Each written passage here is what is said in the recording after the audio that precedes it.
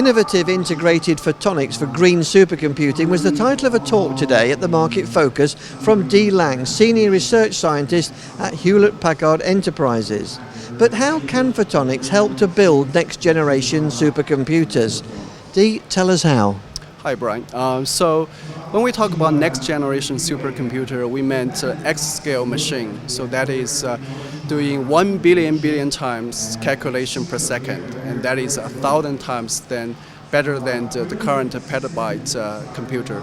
And according to the history, those computer monster will is in the horizon and to be demoed in 2 years.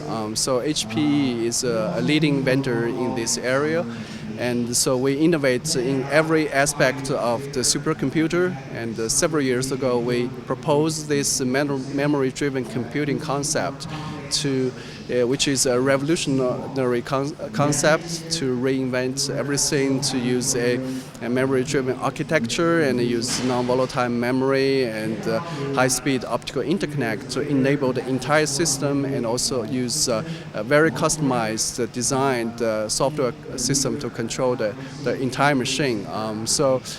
In terms of the photonics, the HP already dedicate over a decade of R&D in this area. So we have short, rich, near-term VCSEL-based solution, and we have long-term integrated silicon photonics-based solution using DWDM. So those will eventually converge and become a whole package for our customer in next few years.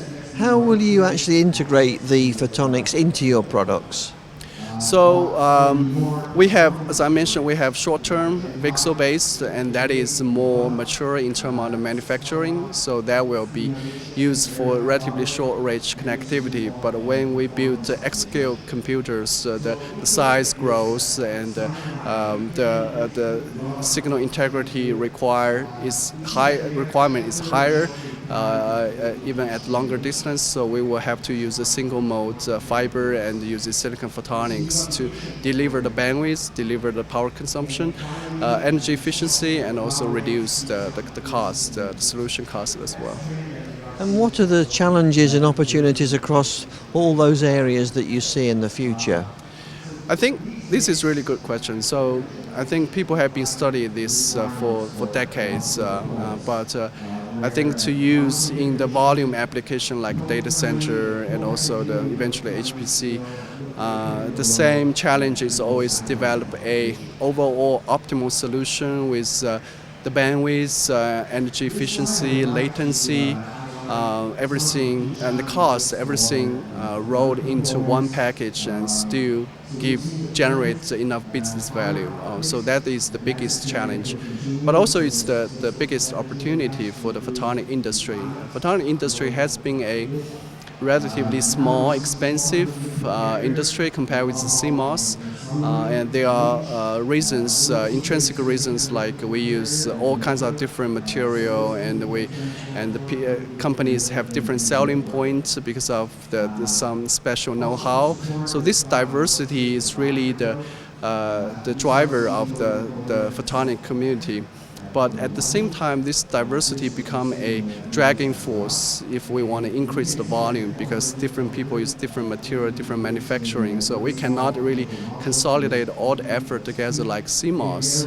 So what HPE is trying to do is become a leading voice to develop such an open ecosystem that people can have the easy access to a volume foundry developed PDK and assemble the component just like transistor to realize still different functionality, but the entire building block is based on a few very mature components, manufacturable and also highly scalable.